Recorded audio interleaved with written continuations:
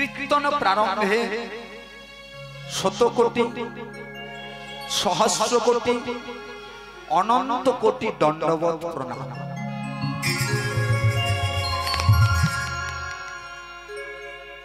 সকল ভক্তের চরণধূলি মাথায় নিয়ে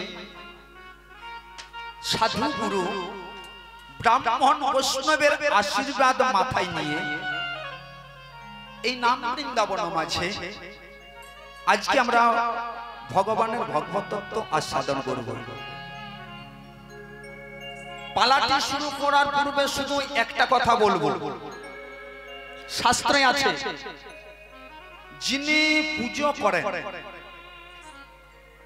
যে কোনো পুজো, কালী পুজো, দুর্গা পুজো, সরস্বতী পুজো, লক্ষ্মী পুজো, গণেশ পুজো, পুজো করে যত না ধর্ম হয়, যিনি পুজোর জন্য আয়োজন করেন, যে মন্দিরে পুজো হবে সেই মন্দিরের পুজোর জন্য ফুল তুলে আনে, মন্দিরের বাসনপত্র মার্জনা করেন,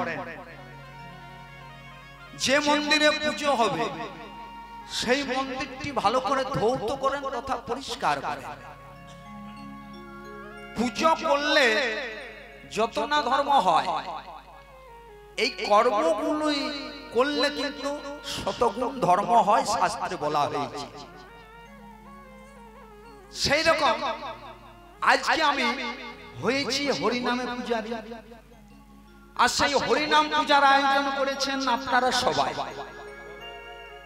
তাই যাদের সহযোগিতায়, যাদের কৃপায়, যাদের দানে, যাদের আমন্ত্রণে আজকে আমি হয়েছি হরিনামের পূজারী। সর্বাগ্রে পরম কারণে ঈশ্বরের কাছে কামনা করি আমার যদি কৃষ্ণ চরণে বিন্দু মাত্র ভক্তি থাকে, তাদের যেন সর্বাঙ্গীন মঙ্গল হয়, তাদের যেন সকলের কৃষ্ণ পদে মতি হয়। সকলের মঙ্গল কামনা করে আজকে আমরা লীলা কীর্তন গান শুরু করব। কীর্তনটি শুরু করার পূর্বে শুধু একটি কথা আপনাদেরকে বলে যাই, কথাটা একটু সাধন করব। যদি পেতে চাও কিছু, আগে হয়ে যাও নিচু। উন্নত উচ্চ শির ওপরে যদি চাও কেহ উঠিবার, অগ্রে করো তারে মূলালি। কথাটা কেন বললাম না, এই ভগবানের অপ্রাকৃতিক লীলা গান পরিবেশন করার আমার ক্ষমতা নেই।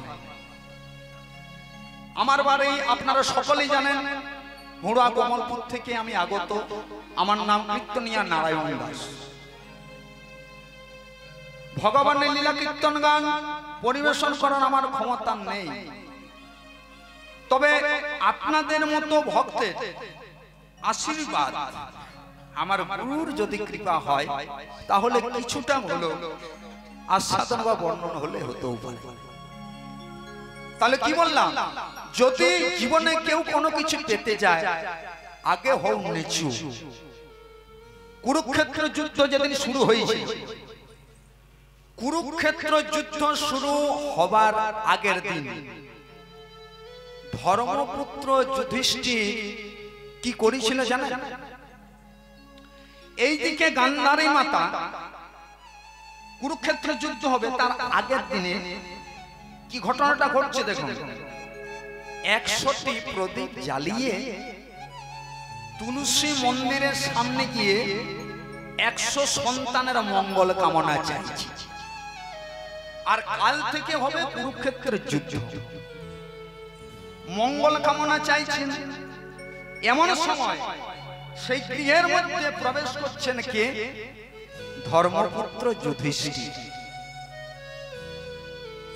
গান্ধারী 100টি প্রদীপ নিয়ে সন্তানের মঙ্গল কামনা চাইছে, কাল থেকে কুরুক্ষেত্রের যুদ্ধ হবে। আর সেই গৃহে প্রবেশ করছেন ধর্মপুত্র যুধিষ্ঠির। যুধিষ্ঠির গিয়ে বলে উঠল, জেঠিমা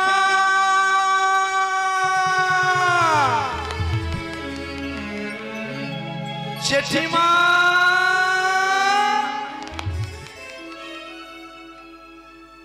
ওই মা ডাকটা শুনে গান্ধারী মনে মনে চিন্তা করলো, কে আমাকে জেঠিমা জেঠিমা বলে ডাকে। এই কাল সন্ধেবেলা গান্ধারী বলে উঠল, কে বাবা? শূন্য হৃদয় পূর্ণ করে অম্লান বদনে মা বলে ডাকলি, বল বাবা বল তুই কে? যুধিষ্ঠির বলে উঠল, তুমি আমাকে চিনতে পারলে না? তুমি আমাকে চিনতে পারলে না মা? আমি যুধিষ্ঠির। আমি যে তোমাকে আমার মায়ের থেকে অনেক বড় মনে করি, তুমি যে আমার বড় মা গো। তুমি আমার ডাকটা চিনতে পারলে না জেঠিমা? যেই বুঝতে পেরেছে যে যুধিষ্ঠির, তৎক্ষণাৎ মুখটা বিকৃতি করে বলছে, যুধিষ্ঠির কি জন্য এসেছিস কাল সন্ধ্যেবেলা? কাল থেকে কুরুক্ষেত্র যুদ্ধ শুরু হবে, আর সেই যুদ্ধ হবে তোদের সাথে আমাদের। তোরা তো শত্রু, কি জন্য এসেছিস আমার এখানে? এখনই ফিরে যা। এই কাল সন্ধ্যেবেলায় আমি শত্রুর মুখ দর্শন করতে চাই না, যা আমার কাছ থেকে চলে যা। যুধিষ্ঠির করো জোর করে বলছো, আমি জানি কাল থেকে কুরুক্ষেত্র যুদ্ধ শুরু হবে, কিন্তু মা গো, আমি তোমার কাছে কিসের জন্য এসেছি জানো মা? আমি তোমাদের কোনো ক্ষতি করতে আসিনি, কোনো দুঃখ দিতে আসিনি। আমি এসেছি কেন জানো মা? তুমি তো আমার বড় মা গো। কাল থেকে কুরুক্ষেত্র যুদ্ধ শুরু হবে, আর সেই যুদ্ধে কে হারবে কে জিতবে জানি না। তবে জেঠিমা, তুমি ওই বিয়ের মধ্যে আছো, একটিবার তুমি আমার সামনে এসো। যেই না এসেছে,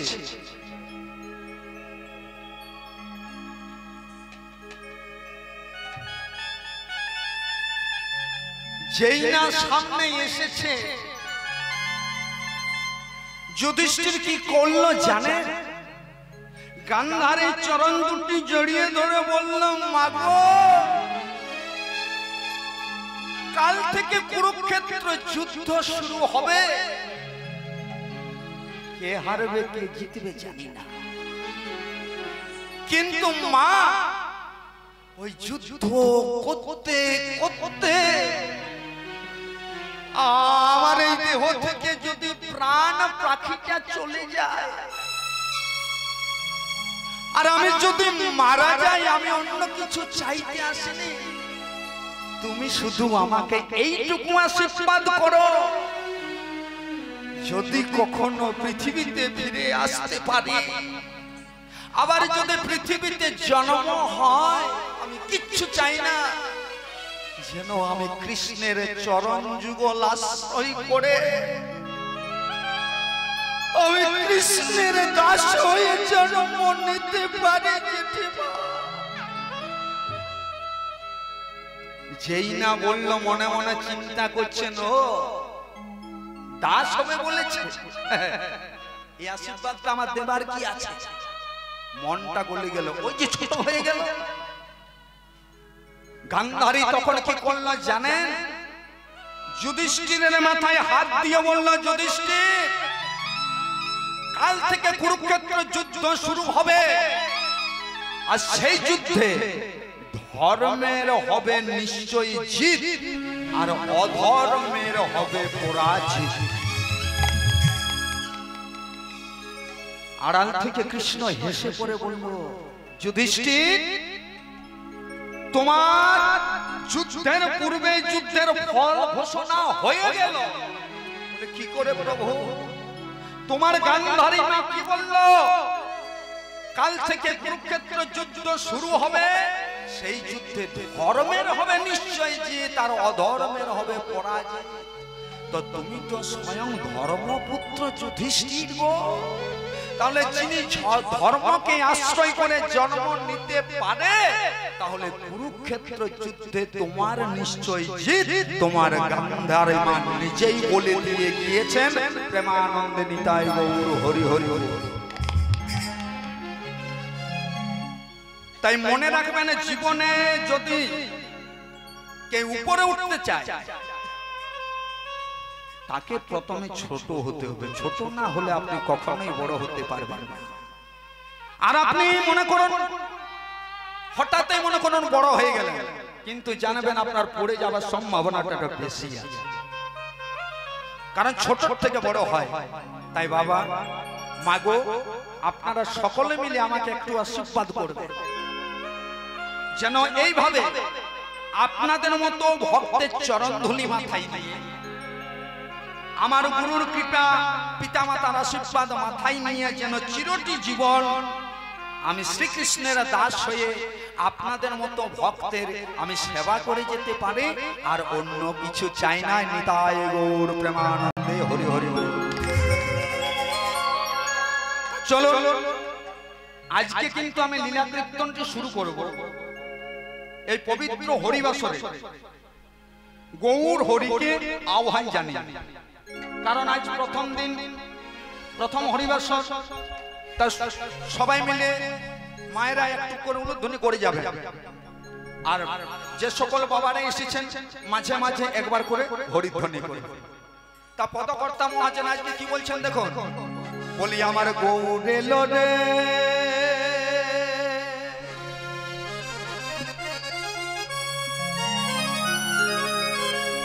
আমার গৌর এলো রে,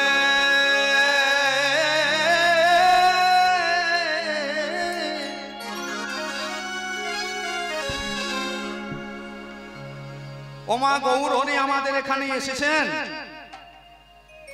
ওমা এসেছেন গো বাবা, গৌর হরি এসেছেন। এখন আপনাদের মনে প্রশ্ন হবে, মুলগান বলছে কেন গৌর হরি যদি না হতো কীর্তনটা হচ্ছে কোত্থেকে?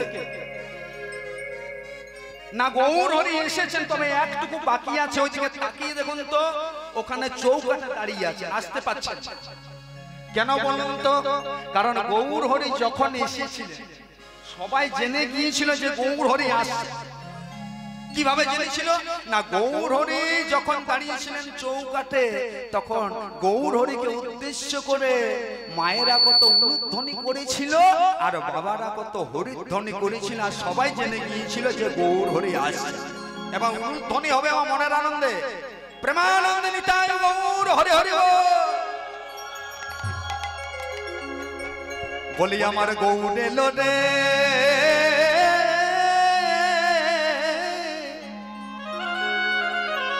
আমার এই সোনার নদিয়া আজ কত উলু ধ্বনি শঙ্খ ধ্বনি।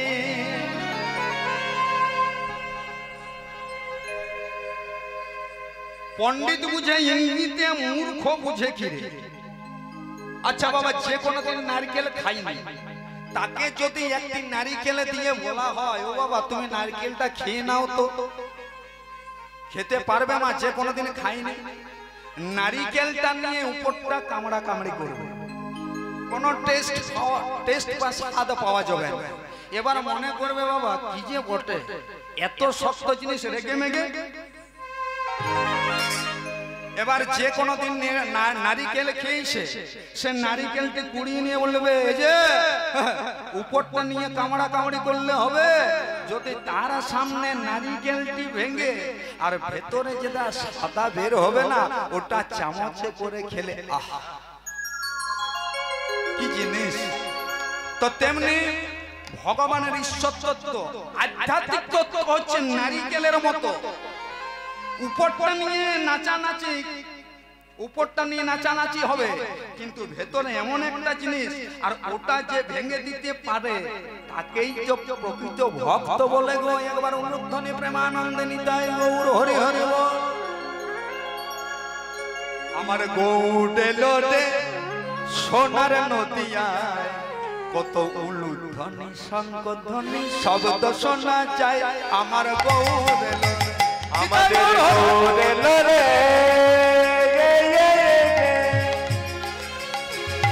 সোনার নদিয়ায়, উলুধ্বনি শঙ্খধ্বনি শব্দ শোনা যায়। আমাদের গৌর এলো রে, গৌর এলো রে সোনার নদিয়া। গৌর হরি কোন নদিয়াতে এলেন? বলছে এই নদিয়া নয়। গৌর হরি কোন নদিয়াতে এসেছিলেন? বলছে এই নদিয়া নয় রে ভাই, আরেকটি নদিয়া আছে। আবার এই নদিয়াটা নিয়ে যাবে আমার সেই নদিয়া। বলছে তারে খুঁজলে কোথায় পাবে? কোথায় পাবে? অত সোজা জিনিস নয়, হরি সাধন হরি ভয় খুব বড় জিনিস। তারে খুঁজলে কোথায় পাবি? আর তোর নিগম ঘরে বসে আছে, দিয়ে উল্টা যাবি, সোজা নেই, তাহলে কোথায় পাবি? গৌর এলো রে আমার সোনার নদিয়ায়, কত ধনে শঙ্খ ধনে শব্দ শোনা যায়। আমার গৌর এলো, ওই না গৌর এলো রে সোনার নদিয়া, উলুধ্বনি শঙ্খধ্বনি শব্দ শোনা যায়। আমাদের গৌর এলো রে, গৌর এলো রে সঙ্গে নিতাই এলো রে। গৌর এলো রে সঙ্গে নিতাই এলো রে, আমার গৌর এলো রে সঙ্গে নিতাই এলো। আমার গৌর এলো রে সঙ্গে নিতাই এলো রে।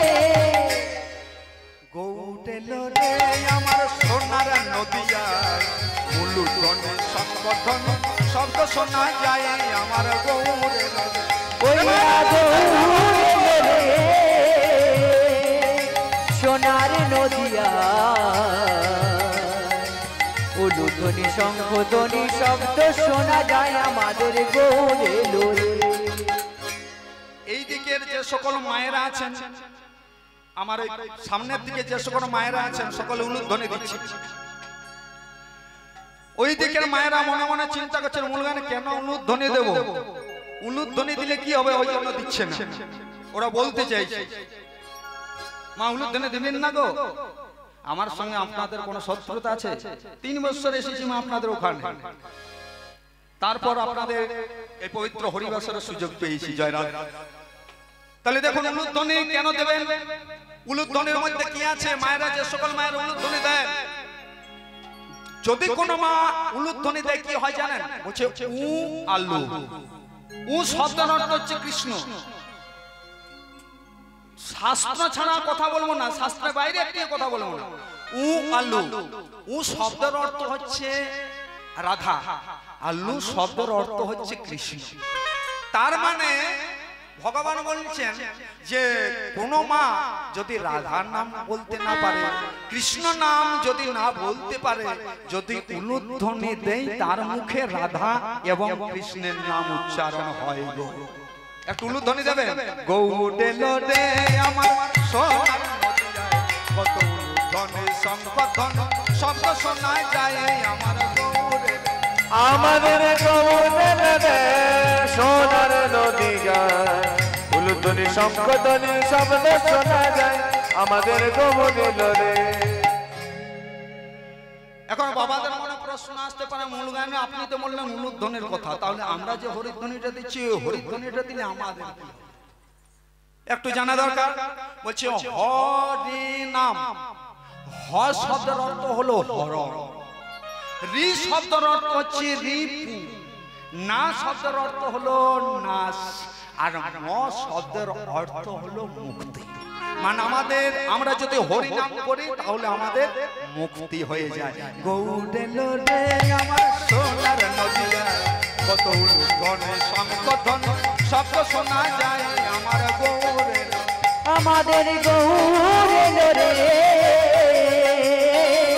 সোনার নদিয়া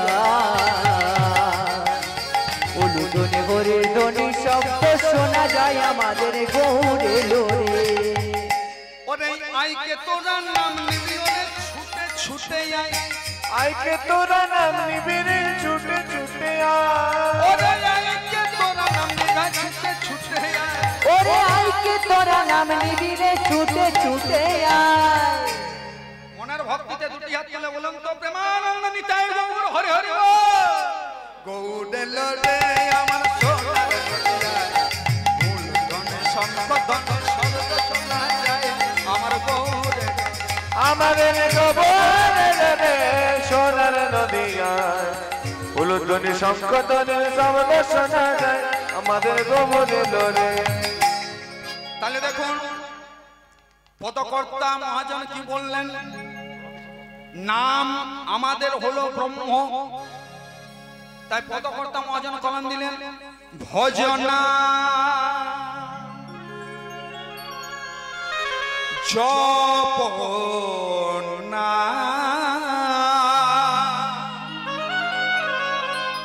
লহনা কৃষ্ণ না ভজনা জপনা লহনা কৃষ্ণ না ভজনা জপনা লহনা কৃষ্ণ না ভজনা জপনা লাগনা কৃষ্ণ না। একবার বদন ভরে হরি বল গাউরে কৃষ্ণ না একবারে বদন ভরে হরি বল গাওরে কৃষ্ণের নাম। একবার বদন ভরে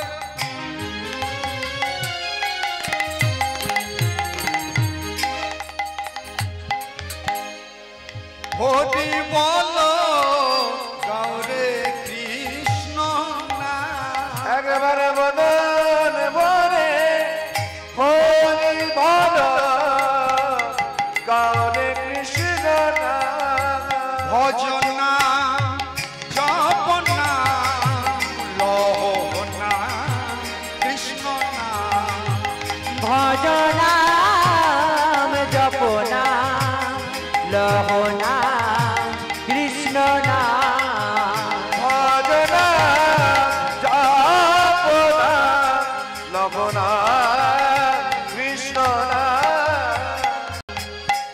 আমরা এসেছি একা যাব একা যাবে হরি নাম আমরা এসেছি একা যাব একা যাবে হরি নাম। এবার কথাগুলো একটু ভালো করে ধ্যান দিয়ে শ্রবণ করবে। যেদিন আমরা প্রথম পৃথিবীতে এসেছিলাম কি নিয়ে এসেছিলাম মা, সেই দিন আমাদের শরীরে কিছু ছিল। বাবা, একটা ছেলে একটা মেয়ে যখন প্রথম মায়ের কোলে জন্ম নেয় শরীরে কিছু থাকে? কিচ্ছু থাকে না। তাহলে যেদিন আমরা এসেছিলাম কিছু আনি, আর যেদিন আমরা যাব কিছু নিয়ে যাব। আমার গাড়ি, আমার বাড়ি, আমার ছেলে, আমার মেয়ে, আমার ঐশ্বর্য, আমার ব্যাংক ব্যালেন্স কিছু নিয়ে যাব না। যেদিন আমরা চারিজনারা কাঁধে চেপে শ্মশান ঘাটে যাব, যেদিন আমাদেরকে জ্বলন্ত চিতায় তুলে দেবে না, সেই দিন আপনি কার কথা চিন্তা করবেন? কারণ জন্মগ্রহণ যখন করেছি মৃত্যু আমাদের নিশ্চিত। যখন আপনাকে জ্বলন্ত চিতায় তুলে দেওয়া হবে সেদিন আপনি কি পড়ে যাবেন? পড়ে যাওয়া তো দূরে থাক, কোমরে যেটা একটা ডোর থাকে না, রশি থাকে, সেটা কিন্তু শেষের দিনে হরিবে। আপনার কাছে থাকবে না, নিয়ে নেবে, ওটাও আপনি নিয়ে যেতে পারবেন না। তাহলে যা নিয়েছি আমরা ওনার কাছ থেকেই নিয়েছি, আবার যা নেব উনার কাছ থেকে নেব, যা দেব উনার কাছ থেকে নিয়ে পড়ে আমরা। ভগবান আমাদেরকে কি বলেছেন? বলছেন হেরে আমার নিয়ে তোরা আমার আমার করছিস কর। কিন্তু বলুন তো, ভগবান হলেন ইউনিভার্সাল ফাদার, উনি হলেন আমাদের পরম পিতা। আচ্ছা বলুন, বাবা মায়ের জিনিস মানে সম্পত্তি কেউ যদি ভোগ করে, বাবা মায়ের যদি কেউ সম্পত্তি ভোগ করে, বাবা মায়ের কাজগুলো করতে হবে, তবে তো বাবা মায়ের সম্পত্তিটা পাবে কি বাবা? তেমনি ভগবানকে বলা হলো ইউনিভার্সাল ফাদার, তিনি হলেন পরম পিতা। তাহলে উনার জিনিসগুলোকে আমরা আপন বলবো, কোনো ক্ষতি নেই। কিন্তু উনার জিনিসগুলোকে আপন বলার আগে বাবা মায়ের সম্পত্তি ভোগ করলে যেমন বাবা মায়ের কাজগুলো করতে হয়, তেমনি গোবিন্দের জিনিস কেউ যদি ভোগ করেন, গোবিন্দের নামটা তো করতে হবে। উলুধ্বনি প্রেমানন্দে নিতাই গৌর হরি হরি বল। একেবারে বদন ভরে হরি বলো কাউরে কৃষ্ণ না, একবারে মদন ভরে হরি বলো কাউরে কৃষ্ণ না। ভজনা জপনা লোহনা কৃষ্ণ না, ভজনাম জপনাম লবনা ওহনা। এবার দেখুন, আমাদের হিন্দুদের একটা নিয়ম আছে, যখন আমাদেরকে দাহ করে ফিরিয়ে আসে না, আমাদেরকে যখন দাহ করে আমাদের আত্মীয় স্বজন যখন দাহ করে ফিরিয়ে আসে, নিয়ম আছে একটা কাঁটা দেয়। কাঁটা দেয় না? নিয়ে আসছে, কাঁটা ঝোপটা দিচ্ছে। কিসের জন্য দিয়ে? পরে কি বলে বলুন তো? দাহ করা হলো, মুখাগ্নি করা হলো, যখন ফিরে আসেন একটা কাঁটা ঝোপ দেয়। আর কাঁটা ঝোপটা দিয়ে কি পরে কি বলে বলুন তো? বলে তোমার ওই পথ আর আমাদের এই পথ। হ্যাঁ বাবা, এত বড় মূর্খের কথা পৃথিবীতে দুটি আছে। কলিযুগের ভগবান গৌরাঙ্গ মহাপ্রভু তার পিতা যখন মারা গিয়েছিল না, যখন দাহ করে আসছে ফিরে, গ্রামের মানুষেরা বলছে নিমাই তোমার বাবা মারা গেল, তুমি দাহ করলে, দাহ করে ফিরে আসছো, কিন্তু একটা যে কাজ আছে তোমার, বলছে কি কাজ? তোমার বাবা মারা গেল, এক কাজ করো, একটা কাঁটা ঝোপ দাও, আর দিয়ে পরে তুমি বলো তোমার ওই পথ আমাদের এই পথ। গৌরাঙ্গ মহাপ্রভু বলছেন বলছি বলছি চিন্তা। গৌরাঙ্গ মহাপ্রভু তিনি কি বলেছিলেন? কাঁটা ঝোপটা দিলেন আর দিয়ে পরে বললেন বাবা তোমার ওই পথ, আর চিন্তা করো না কিছুদিনের মধ্যে আমারও ওই পথ। এটা কি বলছিস? তোমার ওই পথ আর আমাদেরও এই পথ, এটা আবার তোর কিরকম কথা? বলছে কেন? মাগো ওই পথটা হচ্ছে সকলের জন্য, আজ না হয় কালকে তো যেতেই হবে। আমাদের যখন বাবা মারা গেল, মা মারা গেল, তখন আমরা বললাম তোমার ওই পথ আমাদের এই পথ। গৌর হরি বললেন বাবা তুমি তো আমাকে ছেড়ে চলে গেলে বাবা, আমি তোমাকে দাহ করলাম, কাটা ঝোপটা দিলাম, দিয়ে পরে বলতে চাইছি বাবা তোমার ওই পথ আর আমারও ওই পথ, এমন কি জগতেরও ওই পথ, আর ওই পথে যখন যাবে না তার জন্য তো বলছেন আগে একবার বদন ভরে হরি বলো একবার মদন রে হরি বল গৌরে কৃষ্ণ একবার ভেবে দেখো মন কেউ করুণা বলো হরি না একবার ভেবে দেখো কেউ কারো না বলো হরি না ভজনা যখন মূলধনে লহনা কৃষ্ণ না ভজনা জপনা লহনা কৃষ্ণ ভজ নাম জপ নাম কৃষ্ণ না ভজনা জপনা লহনা কৃষ্ণ ভজ নাম জপ নাম লহ নাম কৃষ্ণ না আচ্ছা মা বলুন তো সংসারে আপনাকে কতদিন ভালোবাসবে যতদিন আপনি কাপড় কাচতে পারবেন বাটনা মারতে পারবেন সংসারের জন্য সকল কাজ করতে পারবেন আপনাকে সবাই ভালোবাসবে বলে জানিস আমার মায়ের মতো মা হয় না রে বলছে কেন বলছে সারাদিন কাজ করে জয় রাধে বলছে আমার বাবার মতো বাবা হয় না কোন সময় বসে নেই সব সময় রোজগার করে তাহলে যতদিন সংসারের জন্য কাজ করবেন মা ততদিন আপনাকে ভালোবাসবে বাবা আপনারা চিন্তা করবেন না যতদিন সংসারের জন্য রোজগার করবেন ততদিন বাবা রে বাচ্চা রে ও বাবা গো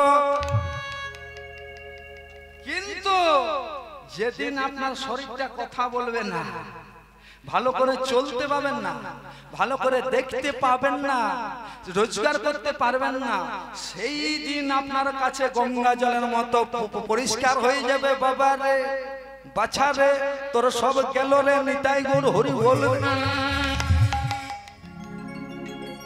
সেই দিন আরো বাবাটাও বলবে তাই শরীর থাকতে থাকতে সম্বল থাকতে থাকতে ভগবানকে ভুলে দেবেন আজ থেকে আসর থেকে সংকল্প করুন সংসার করব সংসার তো করতেই হবে আপনাদেরও করতে হবে আমাকে তো করতেই হবে নিতাই গৌর হরি হরি বল কিন্তু সংসারে থাকতে থাকতে ভগবানকে যেন ভুলে না যায় কারণ যে গোবিন্দ কৃপা করে আমাদের পৃথিবীতে এনেছেন তাকে যদি আমরা একবারও দিনে ডাকতে না পারি গোবিন্দের আমরা কৃপা পাবো না গো কারণ যে ছেলে মেয়ে পুত্র পরিজনের কথা চিন্তা করছে আজ আছে কালকে নাও থাকতে পারে কিশোর থাকবে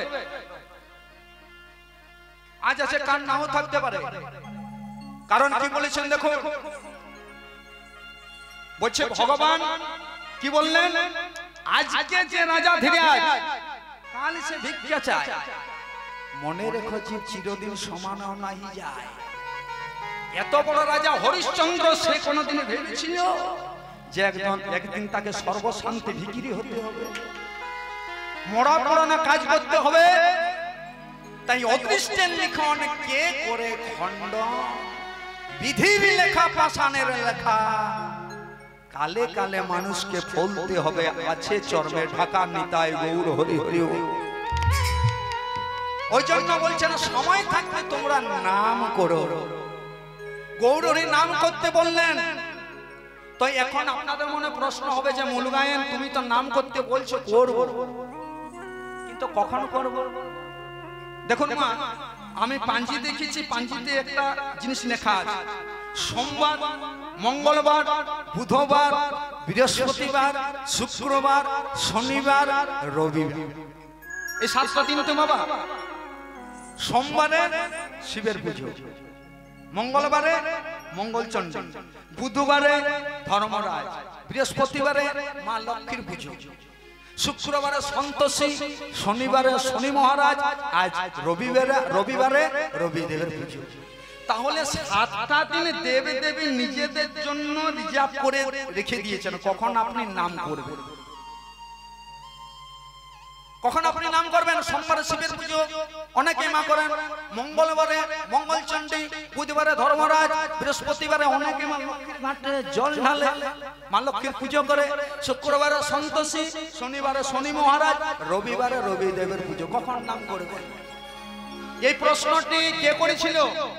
কলির অগণিত ভক্ত গৌর সুন্দরকে বলেছিলেন, ঠাকুর তুমি যে আমাদেরকে নাম করতে বলছো করব, কিন্তু একটু সময় বলে দাও কখন করব। বলছে সোমবার করব না বৃহস্পতিবার করব, কার্তিক মাসে করব না বৈশাখ মাসে করব, না শুয়ে শুয়ে করব না উঠে বসে করব। গৌর হরি বলছেন, দূর খেপান, নামের আবার কোন সময় আছে রে? কখন নাম করবে জানিস? কথা বলিতে বলো না, পথ চলিতে বলো না, কথা বলিতে বলো না, পথ চলিতে বলো না। আচ্ছা, এই যে আপনারা বসে আছেন না, কথা আপনারা বলুন, কিন্তু কথা বলতে বলতে আপনার নামটা করতে পারেন। আর একটা শিক্ষার জিনিস, পালাটা এরপর আমি শুরু করব। দেখুন বলছে কোন মা কথা বলতে বলতে নাম করতে পারেন পথ চলিতে। আর একটা জিনিস মনে রাখবেন, বৃন্দাবনে মায়েরা যখন অন্য সময় নাম করার সময় পায় না, কখন করে জানেন? যখন বাটনা বাটে না মা, তখন ভগবানের নামটা সেরে নেয়।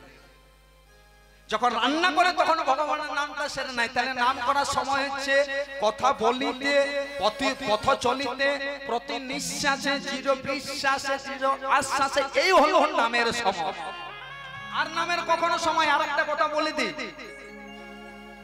মনে করুন আমি আপনাদেরকে কালকে বললাম যান আপনি পুজো করবেন, শিবের পুজো করবেন, মন্দিরে পুজো দিয়ে আসুন। তখন আমরা কি বলি বলুন তো? তখন আমরা বলি আগে স্নানটা সেরে নি, তারপর পুজোটা দিয়ে আসি। কি বলি তো বাবা? স্নান না করলে আমরা পুজো করতে পারবো? পুজো করতে পারবো না। কিন্তু মহাজন বলেছেন নাম করার জন্য স্নান করার দরকার হয় না রে। স্নান করলে তো এই বাইরের ময়লাটা পরিষ্কার হয়, ভেতরটা কি হয়? হ্যাঁ বাবা হয়। আমি যেমন বড় বড় কথা বলছি আর মনে মনে চিন্তা করছি, তোমরা শুনছো শোনো, দুপালা গান করলে আমি এত টাকা নিয়ে নিতাই গৌর হরি হরি বল করে চলে যাই, পুণ্য হবে। আপনার ভেতরে ময়লা জমা হয়ে আছে, আপনি গঙ্গা জলে ডুব দিলেন, ফুল ছড়াচ্ছেন, ভেতরে পাপ জমা হয়ে আছে, কোনোদিনও হবে না। তাই একমাত্র যারা গুরু নাম স্মরণ করেন, একমাত্র যারা কৃষ্ণ নাম আস্বাদন করেন, গোবিন্দ আমারও বলেছেন তার হৃদয় জমিটা পরিষ্কার হয়ে যায়, স্যাট হয়ে যায়।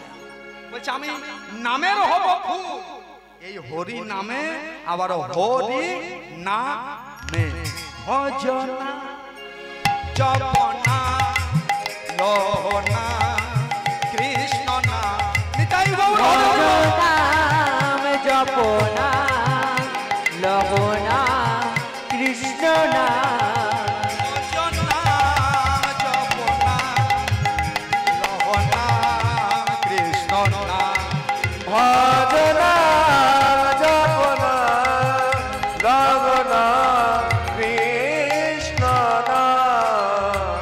উদ্ধব দাসে কহে প্রভু, কখেন প্রভু মনের রসে, মনের রসে ভক্তের লীলা কথা গোড়াই আমার করিল প্রকাশে। করিল প্রকাশে। এতক্ষণ আমরা ভিতটা তৈরি করলাম, এবার ঘর করতে গেলে, পালা গাইতে গেলে পালার একটা ভিত আছে। কি বাবা? এই যে গৌরচন্দ্রিকাটা করলাম, পালারও একটা ভিত আছে। এবার আমরা পালার মধ্যে প্রবেশ করব। দেখুন এখানে আমি আজকে যে লীলাটি আস্বাদন করব, আমার আস্বাদনের বিষয় হলো যে পালাটি গাইব, যে লীলাটি গাইব, সেই লীলাটির নাম হলো ভক্ত সুদামা। এই লীলাটি আমি আজকে আমরা আস্বাদন করব। তা চলুন, যে কোনো পালা গাইতে গেলে আমাদের প্রথমে কিন্তু বৃন্দাবনে যেতে হয়। বৃন্দাবন ছাড়া কোনো লীলা হয় না। তা চলুন বৃন্দাবনে যাবো কেমন ভাবে। মায়েরা ওই যে প্রথমে বলে দিচ্ছি, একবার করে অনুধ্বনি করবেন, বাবারা একবার করে হরিধ্বনি করবেন, আমরা চলে যাব মধুময় শ্রীধাম বৃন্দাবন। তো এখানে আপনাদের মধ্য থেকে কে কে বৃন্দাবনে গেছেন অপরাধ নেবেন না, দুটি হাত তুলতে পারবেন? বাহ। তো বৃন্দাবনে যদি কেউ আপনারা যান, হাত তুললেন, ভালোই করলেন মা। তো বৃন্দাবনে যদি যান, বৃন্দাবনে আমাদেরকে গিয়ে কি বলতে হয় বলুন তো? বৃন্দাবনে আমাদের যদি কেউ যান, যে থাকেন বৃন্দাবনে, আমাদের একটা পরিচয় আছে, কি? রাধে রাধে। এগুলো কিন্তু আমাদের এই চুয়াবিড়াতেও মনে হচ্ছে নাই, আর আমাদের কমলপুরে তো নেই। কারণ আজকে যখন আমি আসছিলাম না, একটা দোকানে প্রবেশ করলাম, আর দোকানে প্রবেশ করে বললাম, দাদা একটু জল দেবেন, খাবো, তৃষ্ণা পেয়েছে। কি বলছেন জানেন? বলছে কিছু খাবে তবে দেবো। বলছে বললো না একবার যে রাধে রাধে বললো, তোমাকে জল দেবো। জয় রাধে। তাহলে আপনাদের সঙ্গে আমাদের একটাই পরিচয় হবে আজকে থেকে কাল পর্যন্ত। জয় রাধে, হরে কৃষ্ণ, জয় গুরু, জয় নিতাই, এগুলো হচ্ছে আমাদের সম্পর্ক। এই সম্পর্কটা এখন আপনাদের সঙ্গে থাকবে, বাকি সকল মাসি পিসি সম্পর্ক থাকবে না। সংসার আপনাকে কতদিন করদার করবে, যতদিন এই শরীর নামক জিনিসটা থাকবে। তাই জয় রাধে রাধে বলতে বলতে আমরা চলে যাব। কত কথা কি বলছেন দেখুন। বলি রাখাল রাজা আমার বলে না, বলো বলো কোথায় বৃন্দাবন,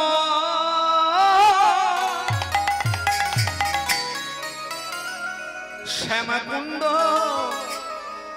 রাধা কুণ্ড ও তোর গিরি গোবর্ধন রাজা বলে দেনা, রাখাল রাজা বলে দেনা, কোথায় বৃন্দাবন,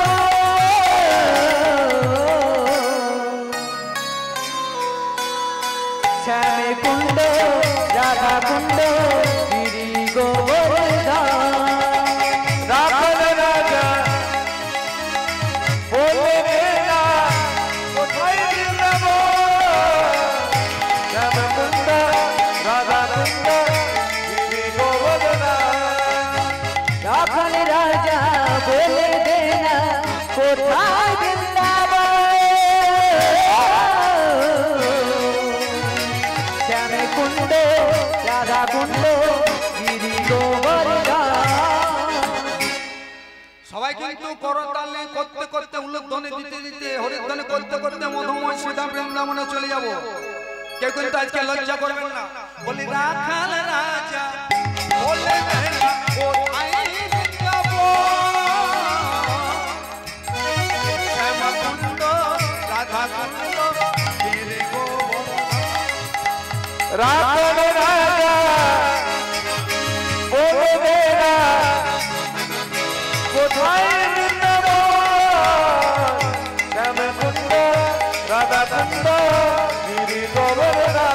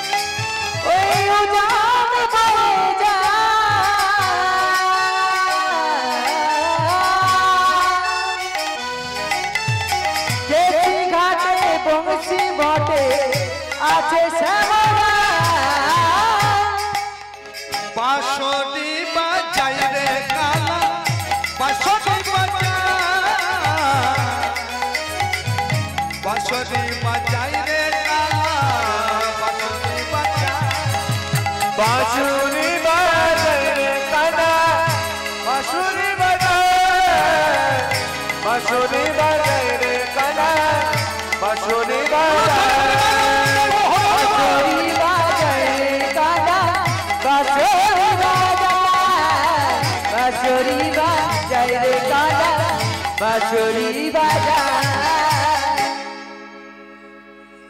বলো বলো বৃন্দাবন ধাম কি শ্যাম সুন্দর গোবিন্দ কি নিজ নিজ গুরুদেব কি চুয়াবেড়া গ্রাম বৃন্দাবন ধাম কি প্রেমানন্দ নিতায় গৌর হরি হরি বল হরি বল হরি বল।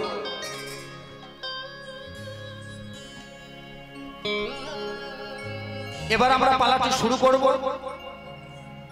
একটু মন দিয়ে আস্বাদন করবেন, যে সকল ভক্ত আছেন একটু মন দিয়ে শ্রবণ করবেন। আজকে একটু ঠান্ডার জন্য অনেকেই এখানে এসে উপস্থিত হতে পারেননি, তবে যে সকল ভক্ত আছেন মন দিয়ে গোবিন্দের নামটা একটু শ্রবণ করার চেষ্টা করবেন। আজকে লীলা কীর্তন, লীলার নাম বলে দিয়েছি কৃষ্ণ সুদামা। দেখো এই পালাটার প্রথম পদটি একটু ভালো করে মন দিয়ে আস্বাদন করবেন। পদকর্তা মহাজন কি বলছেন দেখো। ও গো বৃন্দাবন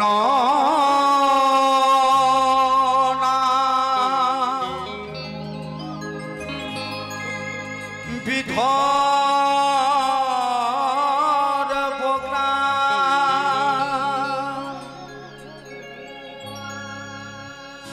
ব্রাহ্মণ মুকুটের গৃহে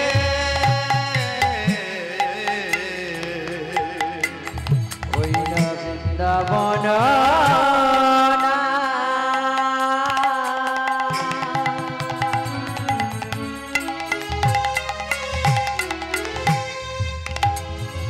ওই বিদর্ভ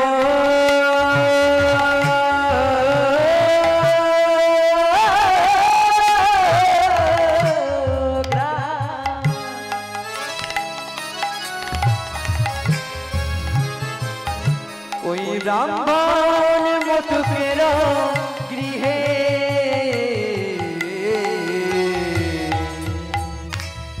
বৃন্দাবন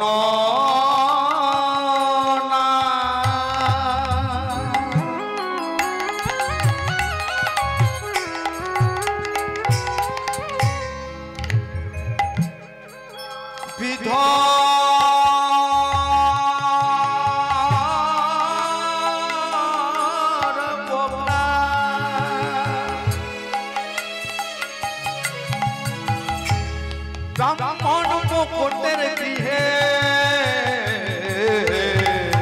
ওই বৃন্দাবন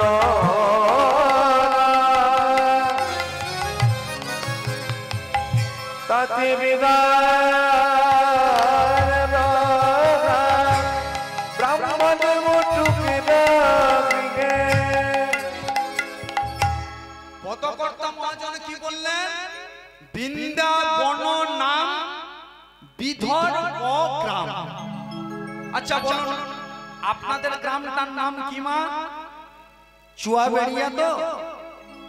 কোন জেলার মধ্যে অবস্থিত আপনাদের এই গ্রামটি?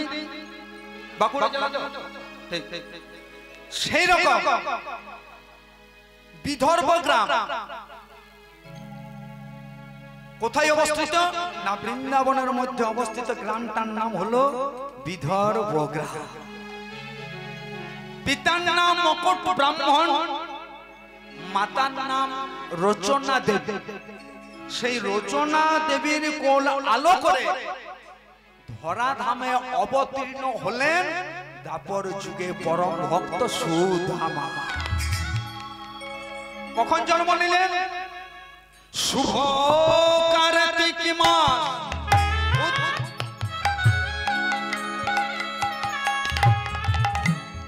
উত্থান একাদশী।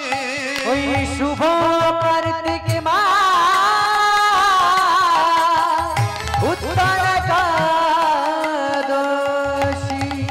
শুভ কার্তিক কার্তিক মাস উত্থানে একাদশী শুভ কার্তিক মাস উত্থান একাদশী জন্মিল সুদামা গো জন্মিল সুদামা নিতাই শুভ কার্তিক মাস উত্থান একাদশী জন্মিল সুদামারে জন্মিল সুদামারে। জন্ম হলো দাপর যুগে পরম ভক্ত সুদামা। কখন? শুভ কার্তিক মাস উত্থান একাদশী। আচ্ছা দেখুন, এই যে বৈশাখ মাস, জ্যৈষ্ঠ মাস, আষাঢ় মাস, এই যে 12টা মাস আছে না, এই 12টা মাসের মধ্যে সর্বশ্রেষ্ঠ মাস কোনটাকে বলে মা? কার্তিক মাস। এই কার্তিক মাসটা হলো দামোদর। এই মাসটা এত গুরুত্বপূর্ণ জানেন, এই মাসে ভগবান শ্রীকৃষ্ণ ব্রজগোপীরা গোবিন্দকে ডেকে ডেকে গোবিন্দের সঙ্গে রাস করেছিলেন। এই মাসটা এত গুরুত্বপূর্ণ। অনেকে মা গাছে জল ঢালেন, বৈশাখ মাসে তো অনেকে মা ঢালেন, তাই তো মা গাছে জল দেয়, কিন্তু বৈশাখ মাসে ঢালুন, কিন্তু একটু চিন্তা করো, আমার কথা মতো যদি বৈশাখ মাসে আপনি জল ঢালুন, কিন্তু আপনি যদি কার্তিক মাসটাতে অল্প জল ঢালতে পারেন, আপনার অনেক মঙ্গল হয়ে যাবে। কারণ এই মাসটা এত গুরুত্বপূর্ণ। এই মাসে আমাদের মতো বৈষ্ণবেরা ভক্তরা ভোরবেলায় নাম দেয়, টহল দেয়, প্রভাতী দেয়, তাই না বাবা? এত গুরুত্বপূর্ণ। তাই যাই হোক, তাহলে জন্ম নিলেন উত্থান একাদশীতে। আবার যদি এখানে অনেকে ভক্ত আছেন একাদশীতে একাদশী করেন, কালকে ছিল একাদশী, আপনারা সবাই জানেন।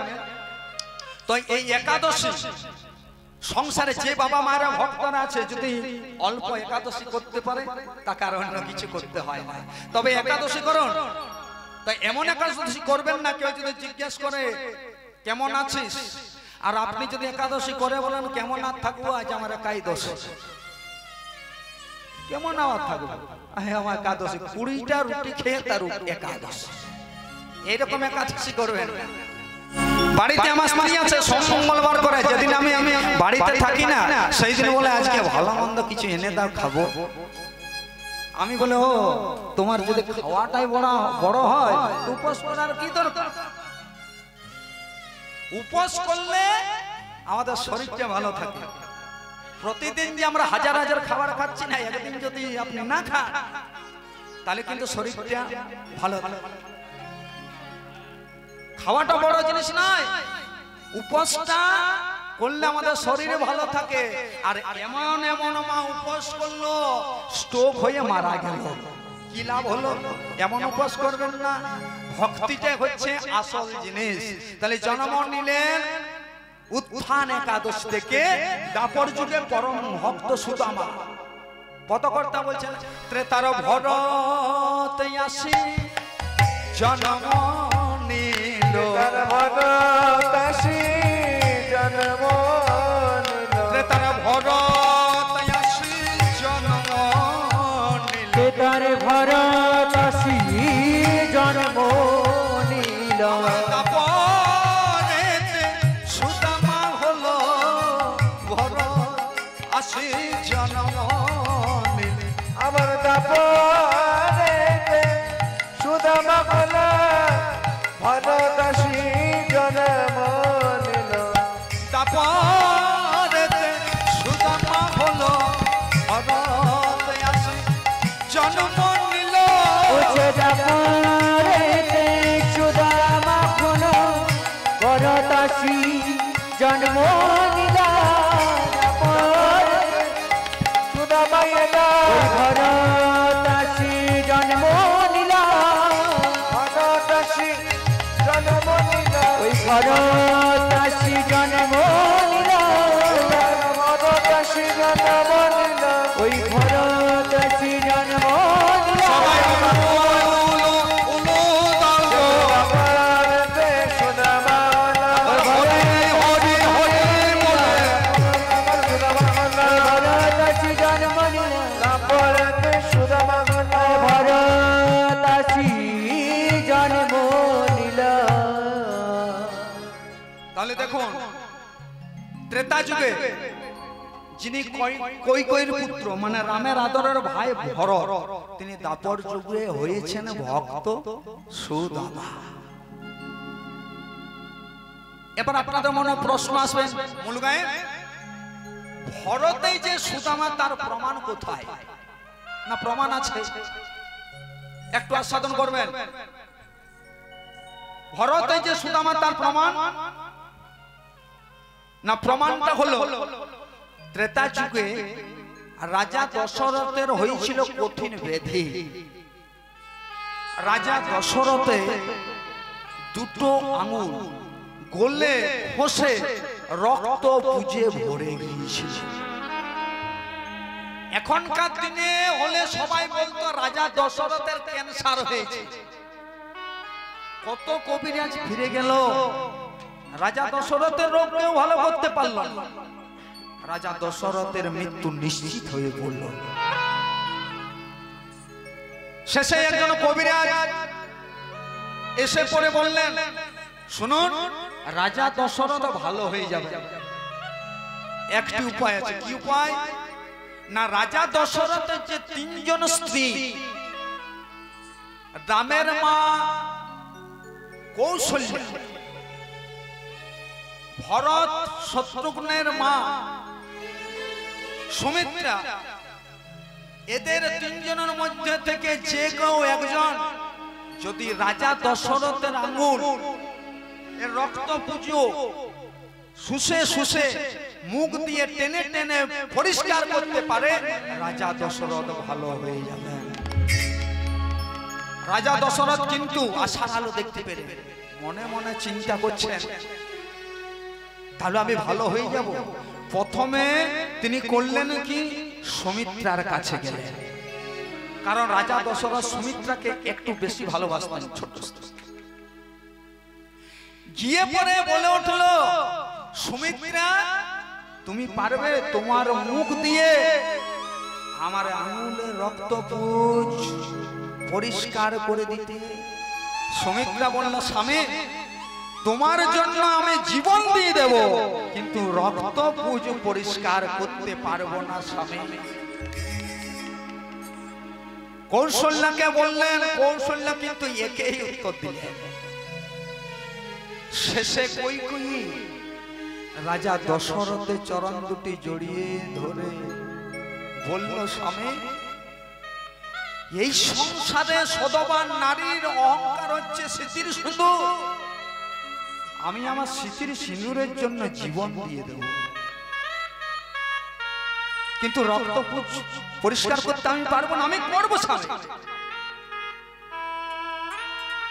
কৈকেয়ী করল কি, রাজা দশরথের আঙুলের রক্ত পুঁজ পরিষ্কার করে দিলেন। দিনের পর দিন সেবা করে রাজা দশরথ মৃত্যু থেকে বেঁচে গেলেন।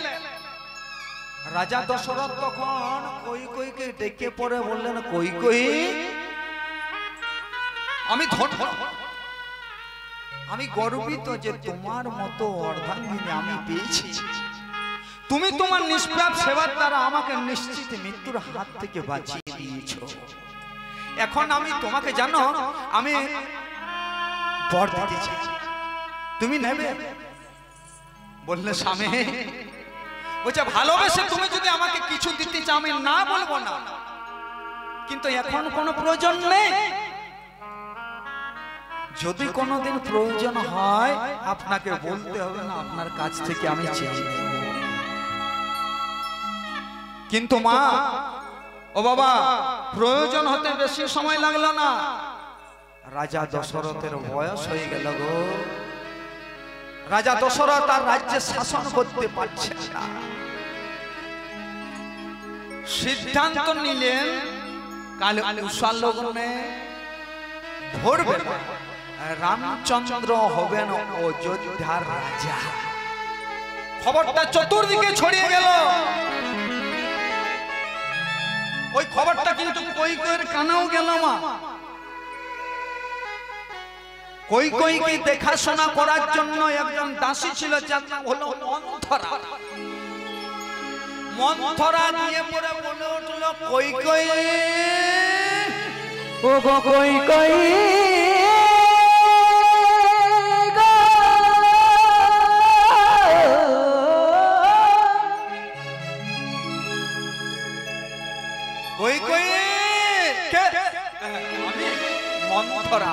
বলছে শুনেছো? খবর আছে। বলছে কি খবর? কালকে রামচন্দ্র হবেন অযোধ্যার রাজা। কৈকেয়ী এত ভালো ছিল না, খবরটা শোনা মাত্র একটা মূল্যবান হার মন্থরার গলাতে দিলেন পরিয়ে। মন্থরা বলে উঠল, কৈকেয়ী কথাটা শুনে তোমার বড় আনন্দ হচ্ছে তাই? বলছে কিন্তু শোনো, কাল যদি রামচন্দ্র হয় অযোধ্যার রাজা,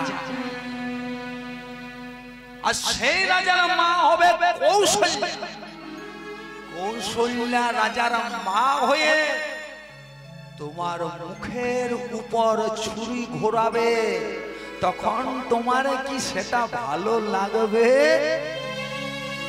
যেই বলে দিয়েছে, মন্থরার একটি কুমন্ত্রণায় কৈকেয়ীর মন পরিবর্তন হয়ে গেল। মন্থরার প্ররোচনায় পড়ে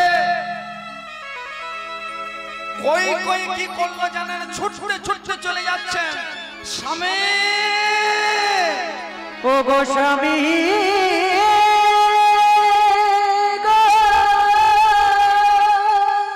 দশরথের কাছে গিয়ে পড়ে বলছেন, স্বামী আমি শুনলাম কালকে রামচন্দ্র হবেন অযোধ্যার রাজা। তার আগে আমি তোমার কাছে দুটো বর নিতে চাই, তুমি আমাকে বলেছিলে না? বলছে বলো বলো তুমি কি চাও? বলছে একবারে আমার ছেলে ভরতকে অযোধ্যার রাজা করতে হবে, আর আরেক বলে রামচন্দ্রকে 14 বছরের জন্য পাঠাতে হবে বনবাসে। কথাটা শ্রবণ করে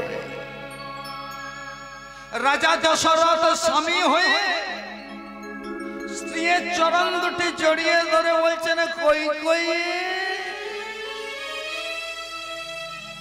না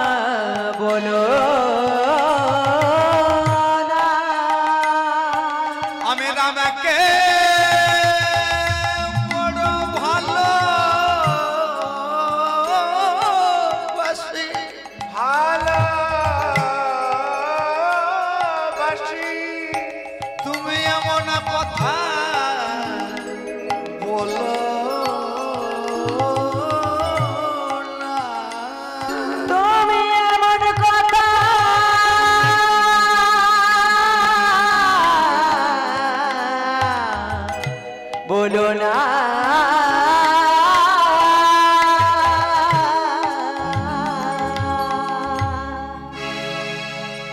সকাল হয়ে গেল, রাম যাচ্ছেন বনে, লক্ষণ যাচ্ছেন শনে, সীতা দেবীও যাচ্ছেন রামের শনে। রাজা দশরথ তখন রামচন্দ্রকে জড়িয়ে ধরে বলল, বাবা আমার অপরাধে তোর শাস্তি রে, আমি বাবা হয়ে তোর কাছে ক্ষমা চাইছি। তুই আমাকে ক্ষমা করে দে বাবা। রামচন্দ্র বলল, বাবা তুমি আমার কাছে ক্ষমা চেও না বাবা। আজ আমি কত বড় ভাগ্যবান, আমি পিতৃসত্য পালিবারে আমি যাচ্ছি বনে, তুমি আমাকে আশীর্বাদ করো, তুমি আমাকে আশীর্বাদ করো বাবা। রাজা দশরথ তখন রামকে জড়িয়ে ধরে বলল, বাবা তুই আমার একটা কথা রাখবি? বাবা বলো, কি করবো? ওরে আমি জানি আমার মনে হয় আমি আর তোকে দেখতে পাবো না, কিন্তু তুই ওই বনে থাকতে থাকতে যদি শুনিস তোর এই পিতা মারা গেছে, তুই আমার জন্য কি করবি জানিস বাবা? বাবা কেন তুমি আমাকে এমন কথা বলছো বাবা? তুমি নিজের কি মৃত্যু কামনা চাইছে বলে? ওরে রাম, আমি যে তোকে অনেক ভালোবাসি, তাই ওই বনে থাকতে থাকতে যদি শুনিস তোর এই বৃদ্ধ পিতা মারা গেছে, কি করবি জানিস বাবা? ওই বনে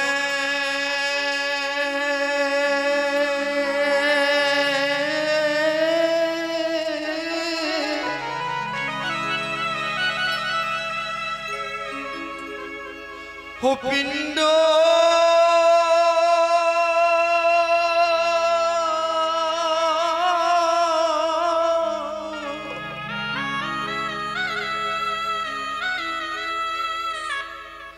ওরে দিয়ে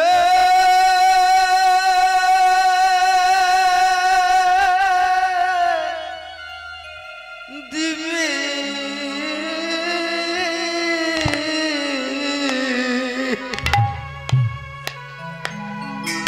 ওই বনে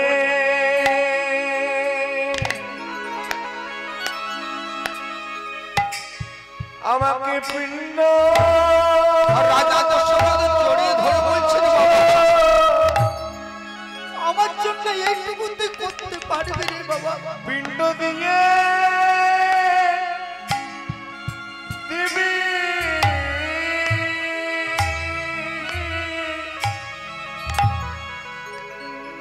ও তুই বনে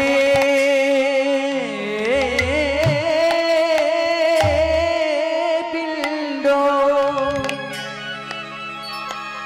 ও পিণ্ড দিয়ে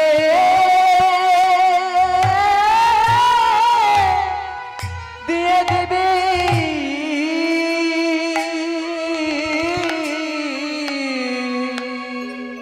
ওই ওরে রামের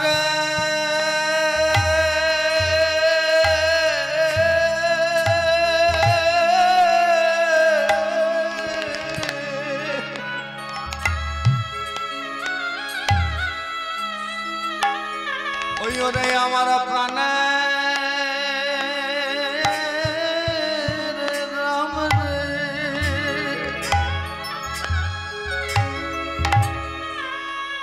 ওই ওরে তোকে আমি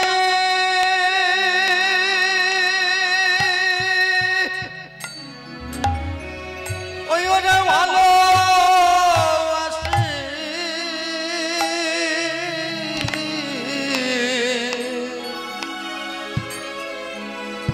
ওই বনে পিণ্ড ওরে দিয়ে দিবি ওরে রাম রে।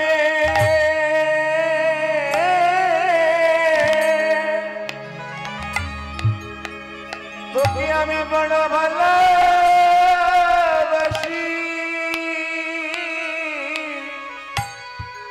ওই বনে